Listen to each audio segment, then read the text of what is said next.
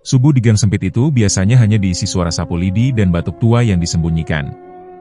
Namun pagi itu berbeda. Bahkan sebelum azan selesai menggantung di udara, orang-orang sudah berderet di depan toko sembako milik Bu Ponirah dan Pak Sarmidi. Gang yang dulu lengang kini sesak, seperti urat nadi yang tiba-tiba dialiri darah deras. Karung-karung beras bertumpuk hingga menyentuh dinding lembab. Minyak goreng berkilau di bawah lampu neon yang berkedip, gula tersusun rapi seperti baru saja diantar dari gudang besar. Padahal kemarin rak itu hampir kosong. Harga yang ditawarkan lebih murah dari pasar, jauh lebih murah, sampai-sampai orang bertanya dengan nada bercanda, "Bu, ini salah hitung apa sedekah?" Bu Ponirah hanya tersenyum kikuk. Tangannya cekatan menimbang, tapi matanya sering menyapu antrean, seolah takut semua ini lenyap bila terlalu lama dipandangi. Ia perempuan lugu yang tumbuh bersama rasa takut akan kekurangan. Dulu, tiap malam ia menghitung receh sambil berdoa agar besok masih bisa membuka toko. Kini uang datang seperti air hujan deras, dan ia tak tahu harus menadah dengan wadah apa. Di sisi lain, Pak Sarmidi berdiri lebih banyak diam. Ia menyapa secukupnya, mengangguk bila ditanya. Wajahnya tampak tenang, tapi ketenangan yang aneh, seperti telaga di gunung yang permukaannya bening, sementara dasarnya tak pernah terlihat. Sorot matanya berubah, bukan bahagia, melainkan mantap, seolah sudah menerima sesuatu yang tak bisa ditolak. Di seberang gang, toko Pangadimin tetap terbuka seperti biasa. Pintu kayunya berderit pelan, rak-raknya berdebu. Tak ada antrean, hanya kursi bambu kosong dan seekor kucing yang tidur malas. Pak Ngadimin menyapu lantai tokonya sendiri, lalu menoleh ke arah keramaian dengan senyum tipis. Ia tidak iri, setidaknya tidak menunjukkannya. Padahal dulu, saat Pak Sarmidi hampir menutup toko karena modal habis, Pak Ngadiminlah yang meminjamkan uang tanpa bunga, tanpa surat, hanya janji lisan dan secangkir kopi pahit. Beberapa warga berhenti sejenak di depan tokonya, ragu, lalu melangkah ke antrean sebelah. Perbandingan terjadi tanpa kata-kata. Ada yang berbisik, ada yang menatap lama, ada pula yang pura-pura tak melihat. Iri itu kecil, halus, seperti pasir masuk ke sandal, tak menyakitkan, tapi mengganggu setiap langkah. Menjelang siang, gang makin panas dan padat. Tawa, keluhan, dan bunyi karung diseret bercampur jadi satu. Bu Ponirah merasa dadanya sesak oleh perasaan yang tak sempat diberi nama, syukur yang berlebihan, takut yang tak beralasan. Ia sempat melirik langit sempit di atas gang, bertanya dalam hati mengapa rezeki ini datang sekaligus, tanpa antre, tanpa jeda. Sore tiba dengan sisa keramaian. Rak hampir kosong lagi, uang menumpuk di laci. Pak Sarmidi menutup pintu toko perlahan. Di gang yang kembali sunyi, tercium bau tanah lembab setelah panas seharian. Rezeki hari itu terasa terlalu cepat, terlalu deras, seperti sungai yang meluap sebelum musim hujan benar-benar datang. Malam ketika Pak Sarmidi melangkah menuju Gunung Serandil tak pernah benar-benar ia anggap sebagai keputusan. Ia menyebutnya kebutuhan, seperti orang lapar yang akhirnya mencuri nasi. Langit Cilacap menggantung rendah, tanpa bintang, seolah sengaja menutup mata.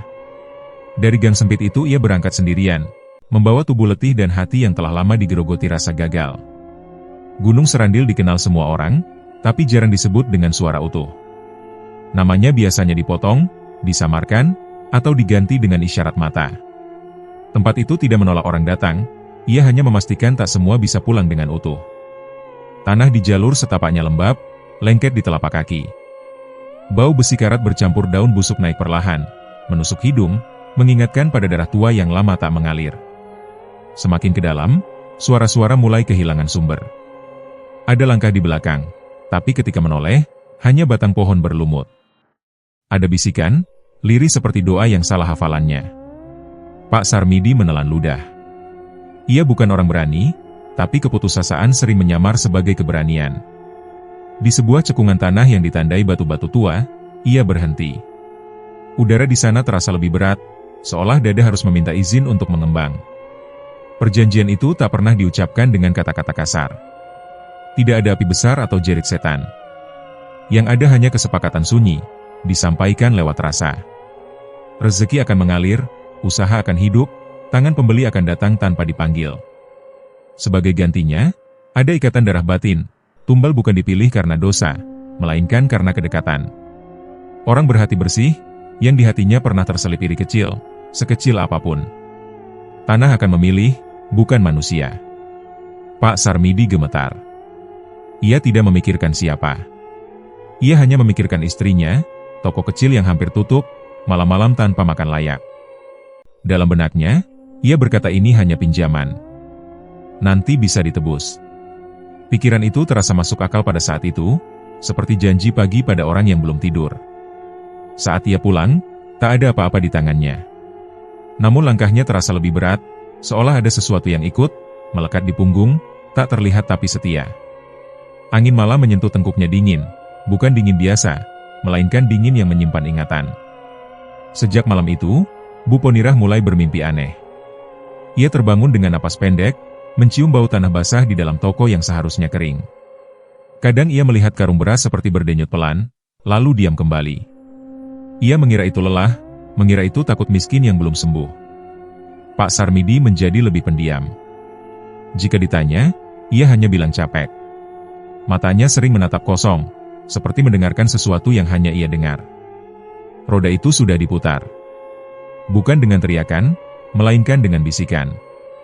Dan pada roda yang berputar karena perjanjian lama, tak pernah ada rem. Nama itu pertama kali datang bukan sebagai suara, melainkan rasa. Bu Ponirah terbangun menjelang subuh dengan dada berdebar, seperti baru saja dipanggil tapi lupa oleh siapa. Dalam mimpinya, ia berdiri di tokonya sendiri, lampu mati, rak-rak kosong. Dari balik karung beras terdengar napas pelan, lalu sebuah nama mengambang tanpa mulut yang mengucapkannya, Ngadimin. Ia bangun dengan keringat dingin dan bau tanah basah yang melekat di ujung hidung. Sejak hari itu, nama Pak Ngadimin hadir di sela-sela kesadaran. Bukan sebagai pikiran utuh, melainkan potongan, bayangannya lewat di depan toko, suaranya tertinggal di sudut gang, senyumnya muncul di permukaan timbangan. Bu Ponirah mencoba mengusirnya. Ia mengingat hutang budi, kopi pahit yang dulu disuguhkan Pak Ngadimin saat mereka nyaris gulung tikar, uang pinjaman tanpa surat. Namun ketakutan miskin lebih keras berbisik. Ketakutan itu tua, berurat, dan tahu cara bertahan. Pak Sarmidi berubah semakin dingin. Ia tak lagi bertanya pada istrinya tentang mimpi atau perasaan. Tatapannya seperti orang yang sudah menyerahkan pilihan pada arus. Jika Bu Ponirah menyinggung nama Pak Ngadimin, ia hanya mengangguk singkat, seolah mendengar hujan jatuh, tak bisa dihentikan, tak perlu diperdebatkan. Diamnya bukan persetujuan, melainkan kelelahan yang menyerah. Lalu, suatu pagi, pintu toko seberang tak terbuka. Tidak ada bunyi kayu berderit, tidak ada sapu lidi menggesek lantai. Hari berganti, debu menebal. Kucing yang biasa tidur di ambang pintu pergi entah kemana. Orang-orang bertanya pelan, lalu berhenti bertanya. Tidak ada mayat. Tidak ada tangisan besar. Sunyi justru mengeras, seperti dinding baru yang tak terlihat. Aneh ya, sejak itu toko Bu Ponirah makin ramai. Tangan pembeli datang tanpa diundang. Karung beras cepat habis, lalu datang lagi. Uang berputar cepat. Syukur bercampur mual. Pada malam pertama setelah Pak Ngadimin tak terlihat, Bu Ponirah mendengar suara karung diseret pelan, padahal pintu terkunci. Ia memeriksa, tak ada apa-apa. Noda gelap muncul di lantai, menghilang sebelum sempat dilap. Bau besi karat singgah sebentar, lalu pergi. Bayangan mulai tinggal di selarak. Bukan bentuk utuh, hanya perasaan bahwa ada yang berdiri terlalu dekat. Wajah Pak Ngadimin belum jelas, tak ada mata menatap, tak ada mulut berbicara. Yang ada hanya kehadiran, seperti kursi kosong yang terasa diduduki. Bu Ponirah menahan napas tiap menutup toko, takut mendengar namanya disebutkan dengan cara yang tak bisa ia jawab. Malam-malam berlalu dengan tidur terpotong. Pak Sarmidi makin jarang pulang cepat, dan saat pulang, ia membawa keheningan yang berat. Bu Ponirah memahami, dengan kepastian pahit, tanah telah memilih. Dan pilihan itu, meski tak pernah diumumkan, telah berjalan. Malam menutup toko dengan cara yang berbeda sejak kepergian Pak Ngadimin. Lampu neon di langit-langit berpendar pucat, seolah ragu untuk benar-benar menyala. Bu Ponirah menghitung uang di laci dengan tangan gemetar, bukan karena jumlahnya, melainkan karena kesunyian yang menyertai tiap helaan napas. Di selarak beras, bayangan tampak lebih tebal dari gelap biasa, seperti ada lipatan malam yang tak mau dirapikan. Suara karung diseret kembali terdengar, kali ini lebih dekat. Bu Ponirah menoleh, jantungnya memukul rusuk. Dari balik tumpukan beras, sesuatu bergerak pelan. Bukan tubuh utuh, Hanya garis wajah yang samar, seolah dilihat lewat air keruh. Pipi cekung, dahi berkerut, dan mata yang tak menuntut apapun. Tatapan itu kosong, sabar, seperti orang yang berdiri di antrean panjang tanpa keluhan. Tidak ada amarah, tidak ada tudingan. Hanya hadir. Bu Ponirah menutup mulutnya agar Jerry tak lolos. Air mata turun tanpa perintah. Ia menangis bukan karena takut semata, melainkan karena ingatannya sendiri. Kopi pahit di gelas retak. Senyum Pak Ngadimin yang selalu sama, bahkan ketika tokonya sepi. Hutang budi yang tak sempat dibayar. Rasa bersalah menempel di kulitnya, lengket, tak bisa dibilas dengan doa pendek yang ia hafal sejak kecil. Pak Sarmidi mematikan lampu satu persatu. Saat pintu hendak ditutup, ia tertawa kecil, tawa yang tidak mencari teman. Bibirnya bergerak, berbicara pada ruang kosong, seolah ada yang berdiri tepat di depannya. Kadang ia menyebut angka, kadang nama hari, kadang hanya gumam yang patah. Bu Ponirah memanggilnya, tapi panggilan itu jatuh sebelum sampai. Sesaat kemudian, Pak Sarmidi terdiam, menatap lantai, lalu berkata pelan, "Sebentar lagi selesai," tanpa menjelaskan apa yang selesai. Di luar, gang berbisik. Warga mulai berhenti lebih lama di ujung malam, membicarakan yang tak berani diucapkan siang hari. Ada yang bilang melihat bayangan bergerak di toko setelah tutup. Ada yang mencium bau tanah basah saat lewat. Namun tak ada yang menunjuk, tak ada yang menuduh. Kecurigaan masih memilih tempat bersembunyi, seperti tikus yang menunggu gelap lebih pekat. Teror tak lagi menunggu. Noda gelap muncul di lantai dekat timbangan, lalu menghilang saat Bu Ponirah mengedipkan mata. Angin dingin menyapu tengkuknya dari arah rak beras, membawa bau besi karat yang menusuk. Wajah di balik karung kini lebih jelas, masih tanpa marah, masih menunggu. Kehadirannya seperti jam dinding yang berdetak terlalu keras di tengah malam. Menjelang tidur, Bu Ponirah terlelap singkat. Dalam mimpi, ia berdiri di tokonya yang sunyi. Seseorang menyebut nama dengan suara lembut, seperti doa yang salah alamat. Sumiati, nama itu mengalir pelan, tak memaksa, tak mengancam. Bu Ponirah terbangun dengan napas terpotong dan air mata yang sudah lebih dulu jatuh. Di dadanya, rasa bersalah berubah bentuk, menjadi firasat yang tak bisa ia bantah. Bu Sumiati dikenal sebagai penyangga sunyi di gang itu. Senyumnya mudah datang, tangannya ringan menolong. Jika ada gosip yang mengarah ke Bu Ponirah, dialah yang pertama berdiri, meredam dengan kalimat sederhana, namanya usaha, rezeki orang beda-beda. Ia sering mampir membeli seperlunya, lebih sering untuk bertanya kabar. Kehadirannya hangat, seperti sore yang teduh setelah siang melelahkan. Maka ketika pintu rumah Bu Sumiati tak dibuka sejak 2 pagi berturut-turut, gang kehilangan penopang kecilnya. Jemuran tetap tergantung, kucingnya mengeong lapar, tapi pemiliknya tak muncul. Warga mulai saling pandang. Kali ini, sunyi tidak diterima begitu saja. Pertanyaan dilontarkan terang-terangan. Ada yang mengetuk pintu lebih keras, ada yang mengintip jendela. Tak ada jawaban. Kecurigaan mengeras. Bukan lagi bisik di balik punggung, melainkan tatap mata yang berhenti terlalu lama di depan toko Bu Ponirah. Orang-orang mengingat, 2 rumah, 2 orang yang dekat, 2 kepergian tanpa jejak. Polanya tak ingin lagi disembunyikan.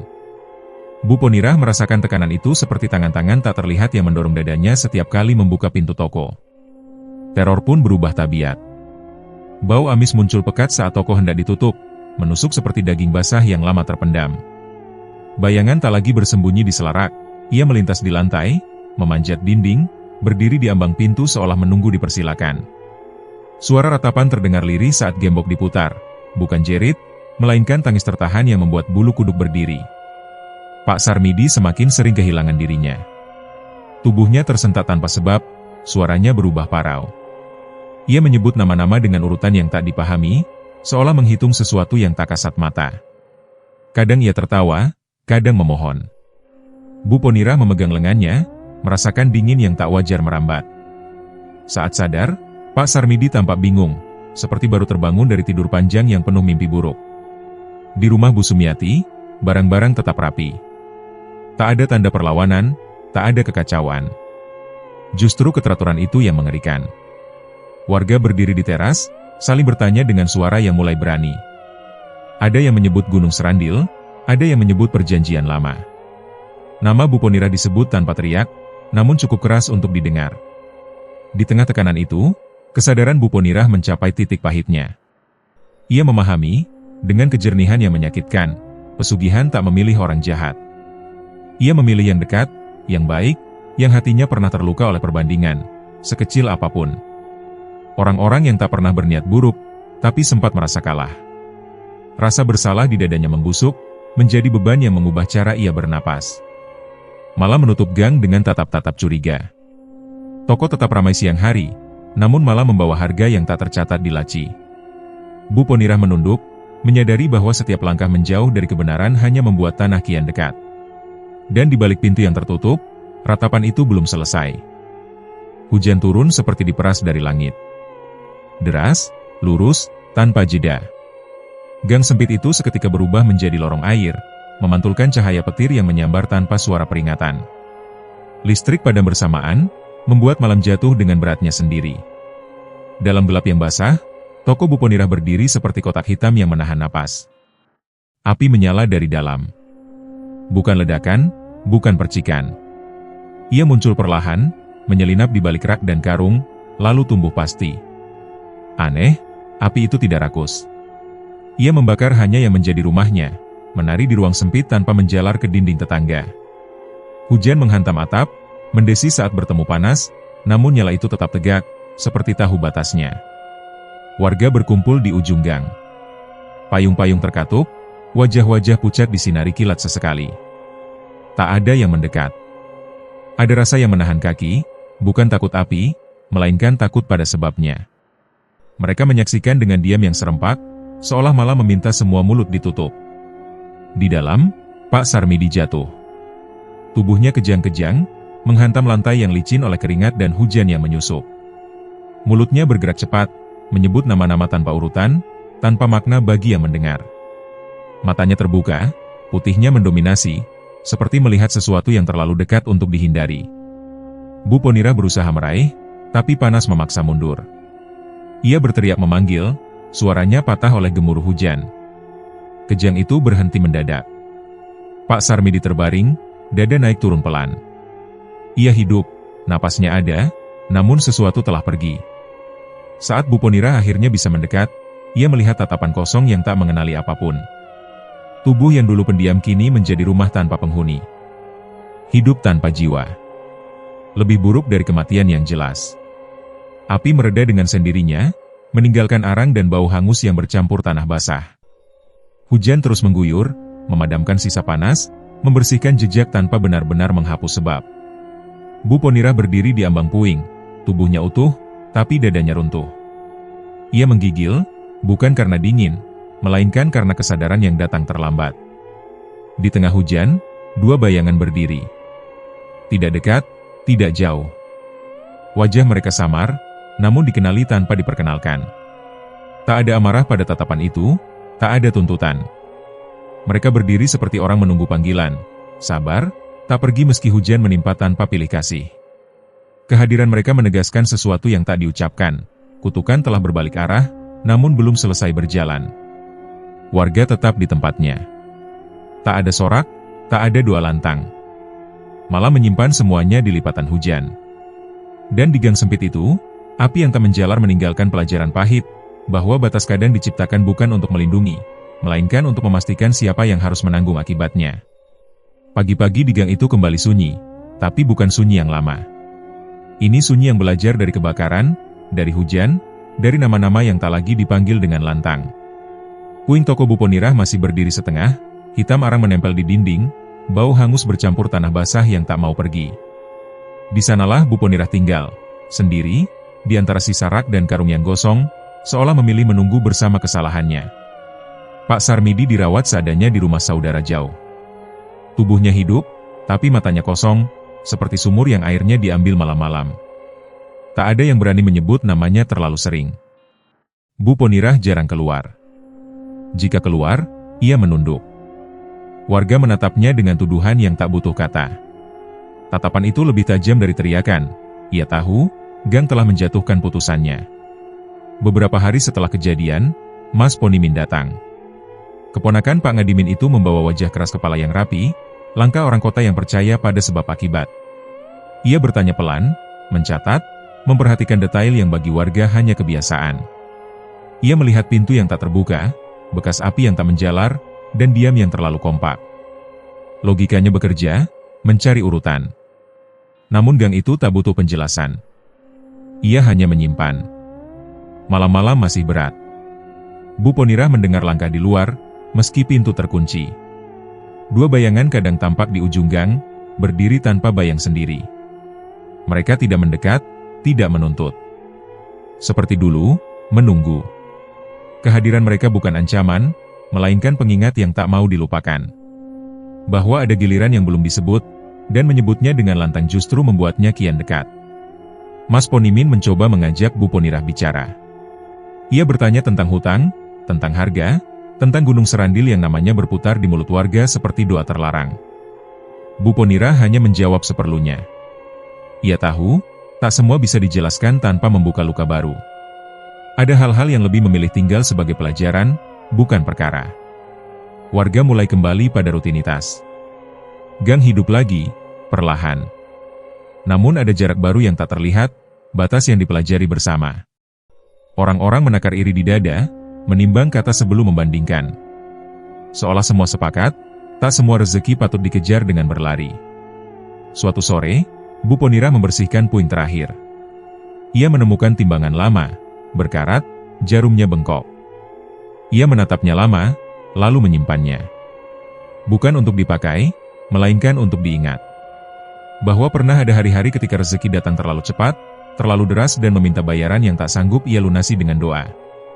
Gang itu menyimpan nama. Menyimpannya tanpa teriak, tanpa nisan. Dan dari simpanan itu, pelajaran diwariskan dengan cara paling tradisional. Rezeki yang dipercepat sering meminta harga lebih mahal dari umur manusia.